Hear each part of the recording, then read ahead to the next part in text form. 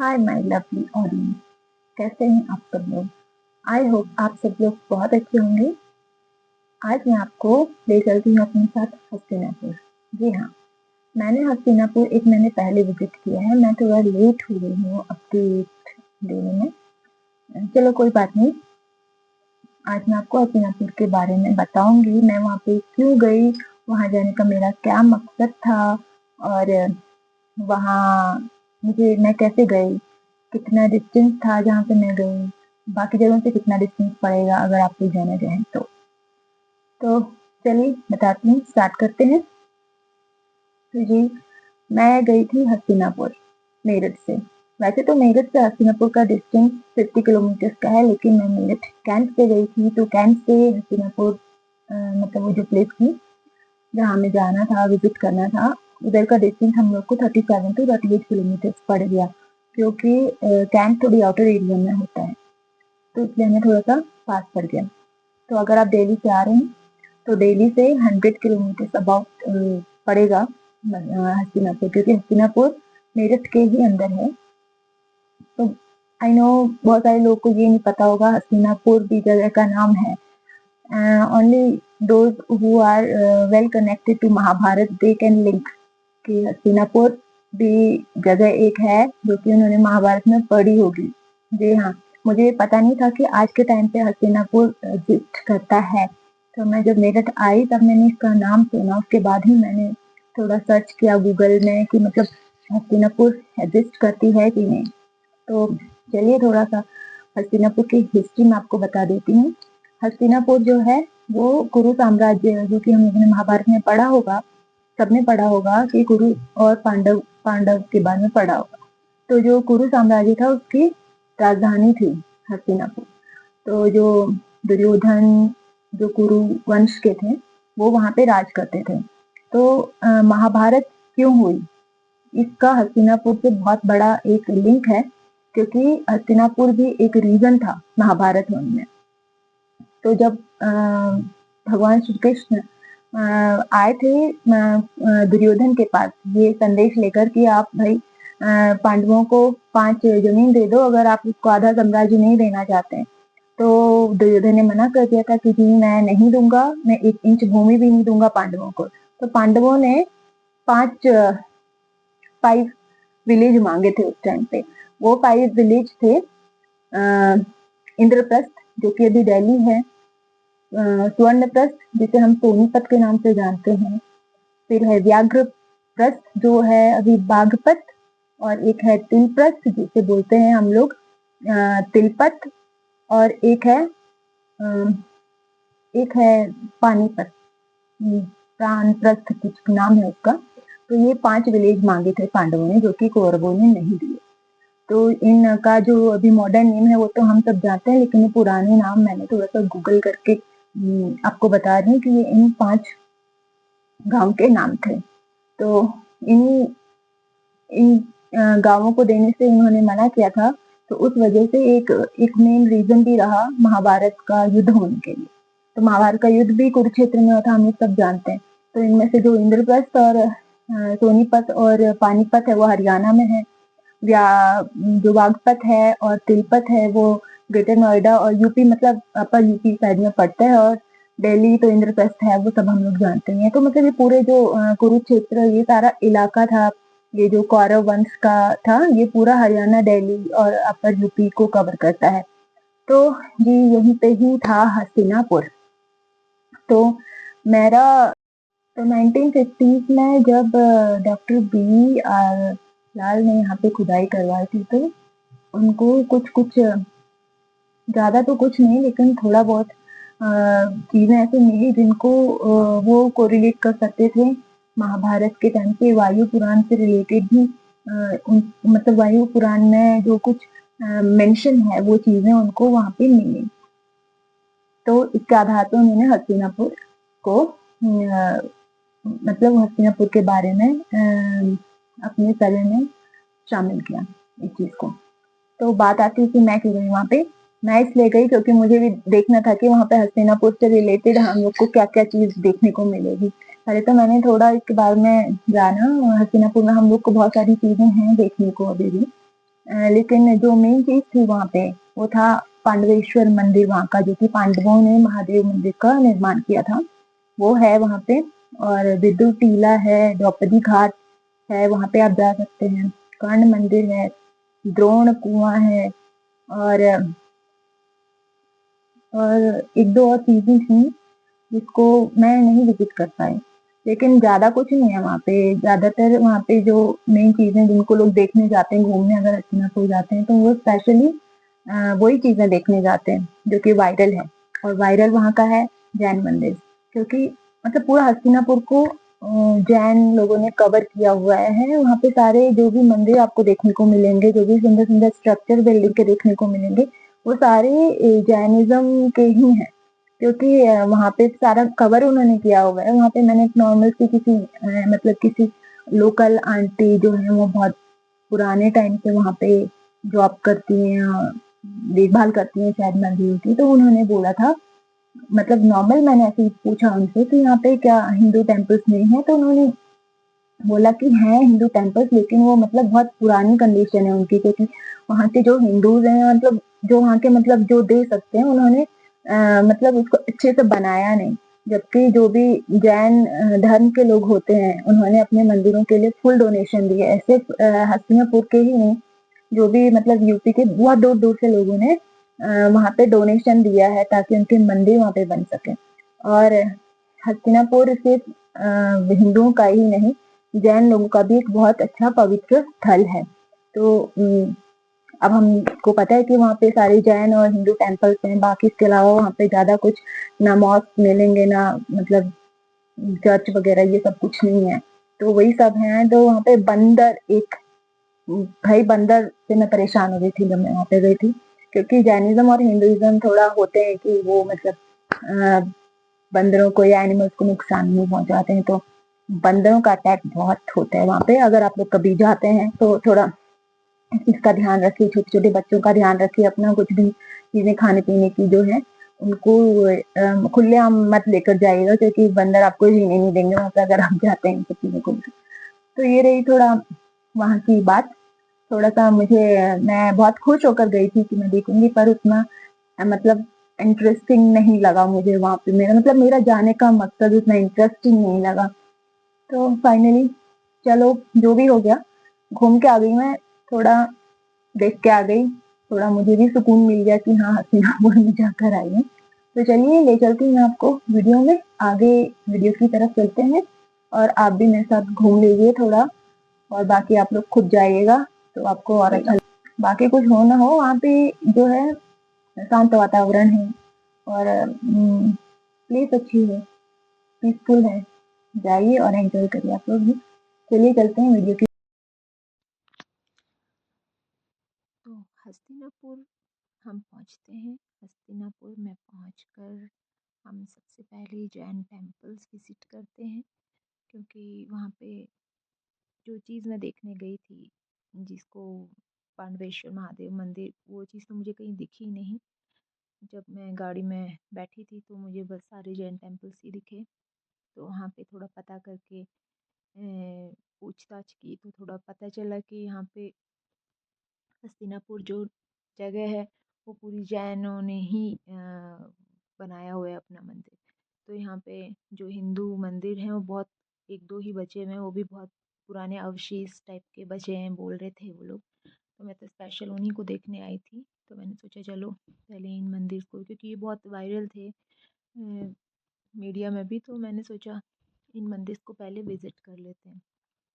तो हम आए पहले, ये ऋषभ देव जी का आहार महल है, और इससे पहले वो जो लोटस टाइप का दिखा वो ऋषभ देव जी का ध्यान केंद्र था। तो ये सुमेरु पर्वत है। तो मतलब ये मंदिर नहीं है, ये एक्चुअली जम्बू द्वीप को दर्शाया गया है यहाँ पे, कि जैसे इंडिया को पहले जम्बू द्वीप में ही बताया जाता था कि जम्बू द्वीप में इंडिया था पहले। तो 7 महाद्वीप हुआ करते थे भगवान के टाइम पे। तो फिर जम्बू द्वीप द्वीप उनमें से एक था। तो जम्बू द्वीप को यहाँ पे ऐसे दिखाया गया है कि जम्बू द्वीप में क्या क्या था। जैसे ये त्रिलोक रचना की बिल्डिंग उसमें दिखाई गई है। अष्टपद मंदिर है, ध्यान मंदिर है, सुमेरु पर्वत है और कैलाश है। कैलाश थोड़ा अलग में है, बगल वाला मंदिर था कैलाश पर्वत वाला। तो ये जो मंदिर है इसके अंदर छोटे-छोटे बिल्डिंग्स बनाई गई हैं, सभी को मतलब सिंबलाइजेशन है सारी चीज़ों का कि हमारी जम्बूद्वीप में क्या-क्या हुआ करता था। ज़्यादा तो मैं जानती नहीं जैन धर्म के बारे में, तो उनके जो तीर्थंकर होते हैं, जो मुनि होते हैं, उन उनका मतलब अ, व वो कैसे ध्यान करते थे, उनकी क्या मतलब पद्धति थी ध्यान करने की, वो सब चीज़ इन मंदिरों के ज़रिए दिखाने की कोशिश की गई है। बाकी बाहरी स्ट्रक्चर की बात करें तो मंदिरों का स्ट्रक्चर बहुत ही अच्छा है। हर बिल्डिंग को बहुत अच्छे से मेंटेन किया है इन लोगों ने, पूरी साफ-सफाई, कोई मतलब गंदगी कहीं पे भी नहीं देखने को मिली। बहुत साफ-सुथरा है, बहुत शांतिपूर्ण वातावरण था यहाँ पे। यहाँ पर बंदरों ने बहुत परेशान किया हुआ था, बंदर बहुत हैं। कि जैन और हिंदू मंदिरों में बंदर होते ही हैं क्योंकि वो लोग बंदरों को कोई हार्म नहीं करते। मतलब बंदरों को पूजते हैं हिंदू धर्म में तो, और जैन धर्म वाले भी जो हैं वो एनिमल्स को हर्ट नहीं करते हैं। तो वहाँ पे बंदर ही बंदर हमें बहुत मिले।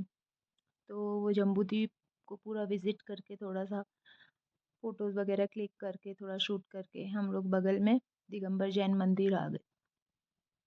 तो ये दिगंबर जैन मंदिर बोलते हैं, कैलाश पर्वत मंदिर भी बोलते हैं इसको, और ये बहुत ऊँचाई पे है। बहुत ज़्यादा तो नहीं, मतलब बहुत काफ़ी सीढ़ियाँ चढ़ के ऊपर जाना होता है।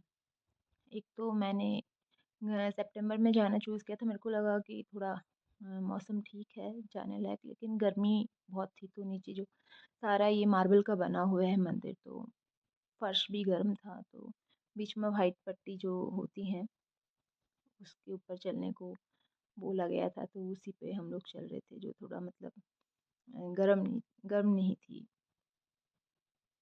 और ऊपर पहुंचकर ये जो शीशे का ब्रिज जैसा बना हुआ है, ये एक अच्छी चीज़ लगी मुझे वहाँ पे। और ये बिल्कुल टॉप मोस्ट में हम थे, जहाँ से पूरा हस्तिनापुर का बहुत सुंदर व्यू देखने को मिला। इधर अगर आप जाते हैं हस्तिनापुर तो ये मत सोचिएगा कि इतने ऊपर कौन जाएगा इस मंदिर में। इधर इधर पे ही जाना यहाँ पे सबसे बेस्ट है, क्योंकि ये इधर से जो व्यू आपको हस्तिनापुर का दिखेगा वो कहीं से नहीं दिख सकता, क्योंकि यहाँ से पूरा एरियल व्यू चारों तरफ का आपको दिखेगा। अष्टपद मंदिर में भी है जाने के लिए, उसमें 8 फ्लोर्स समथिंग बना हुआ है, उसमें मैं गई नहीं क्योंकि इतना मैं ऊपर मेरी हिम्मत नहीं थी चलने की, मैं चल नहीं पाई। तो मैं बस कैलाश पर्वत जो है इसी मंदिर के टॉप मोस्ट तक गई, और इधर से मैंने पूरा शूट किया नीचे का। बहुत सुंदर व्यू था, बहुत अच्छा लग रहा था, बहुत शांत वातावरण था, बैठने लायक था थोड़ा। और वहाँ पे पार्क भी बना हुआ है बच्चों का। बच्चे मंदिर देख देख के तो बोर ही हो जाते हैं वैसे। मतलब कॉन्सेप्ट तो एक ही जैसा था पूरा, मतलब सारे मंदिरों का एक ही जैसा कॉन्सेप्ट है। तो थोड़ा बीच में पार्क बनाया है सो दैट थोड़े बच्चे भी एंजॉय कर पाएँ।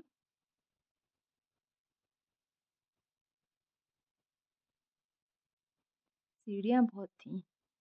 एक्चुअली यहाँ पे लिफ्ट का भी है, लेकिन लिफ्ट का शायद उधर उपयोग इतना नहीं करते हैं।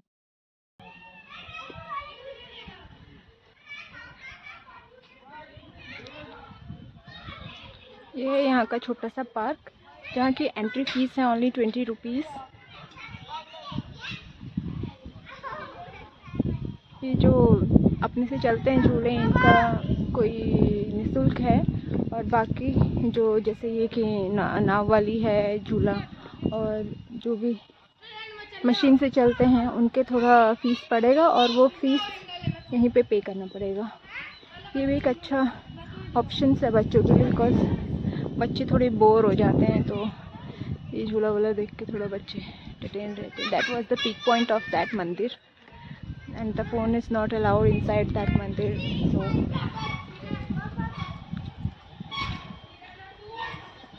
look, This is the beautiful view of Hastinapur can be seen from that top of the mandir.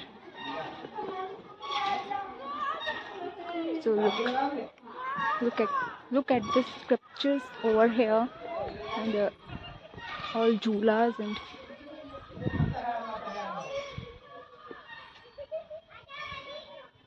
this is the view.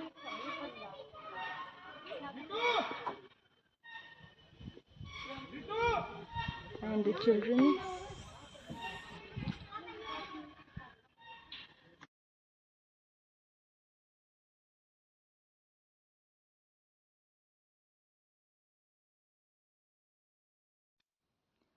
तो इसके बाद हम लोग निकलते हैं पांडवेश्वर महादेव मंदिर की तरफ। ये है पांडवेश्वर महादेव मंदिर, जो कि बहुत पुरानी स्थिति में है। प्राचीन मंदिर है ये। इसकी जबकि अच्छे से बनाना चाहिए था इसको, पर बनाया नहीं है। ये वाला भी मंदिर बहुत बुरी कंडीशन में था, तो इसको राजा गुर्जर नैन सिंह द्वारा बनाया गया है। जो भी अभी ये है जिस स्थिति में है, तो राजा गुर्जर राजा ने इनको बनाया है। बाकी उसके बाद इसमें कोई भी रिकंस्ट्रक्शन नहीं किया गया है। ये द्रोण कुआं है जो बीच में है, और ये 2 पिलर्स टाइप के मंदिर बने हुए थे। गर्मी के कारण मैं जा नहीं पाई उसमें। बाकी मंदिर में बंदरों का प्रकोप बहुत था। मैं प्रसाद ले गई थी चढ़ाने के लिए, वो भी उन्होंने छीन लिया। तो बगल में ही जयंती माता मंदिर है, तो इसी बंदरों के कारण मैं उधर उस मंदिर में भी नहीं जा पाई। तो मंदिर बहुत अच्छा है, शांत है। तो मंदिर के चारों तरफ बाउंड्री वगैरह कुछ बनी नहीं हुई है। यहाँ पे थोड़ा राजा का नाम लिखा हुआ था जिन्होंने ये प्राचीन मंदिर का निर्माण किया है। ये एक सबसे पुराना मंदिर है यहाँ का। विदुर टीला मैं गई नहीं। इसके बाद कर्ण मंदिर था, वो भी मैंने दूर से दर्शन किए।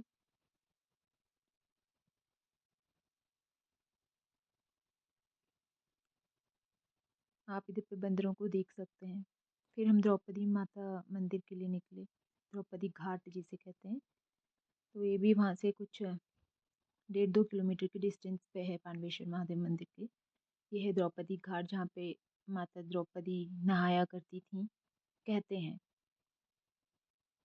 यहाँ पे सुंदर लोटस खिले हुए थे। थोड़ा मन खुश हो गया देखकर, पर मंदिर बहुत बुरी कंडीशन में है। हालांकि यहाँ पे कंस्ट्रक्शन का काम चल रहा है, लेकिन उतना हुआ नहीं है जितना होना चाहिए था। तो हस्तिनापुर के लोगों से मेरी विनती है कि अगर आप लोग तक ये वीडियो पहुँच रही है, तो प्लीज़ थोड़ा वहाँ के ये जो है पुरानी मंदिर है हम लोगों के, इनको थोड़ा रिकंस्ट्रक्शन करने में सरकार से अपील करिए। सरकार की मदद कीजिए और उनसे मदद लीजिए। इसके बाद हम लोग निकल पड़ते हैं। थोड़ा रेस्टोरेंट में खाना खाकर हम लोग वापस अपने घर की तरफ चल पड़ते हैं। अगर आप लोगों को मेरी वीडियो पसंद आई तो प्लीज़ लाइक करिए और सब्सक्राइब करिए और मुझे सपोर्ट करिए, ताकि मैं आपको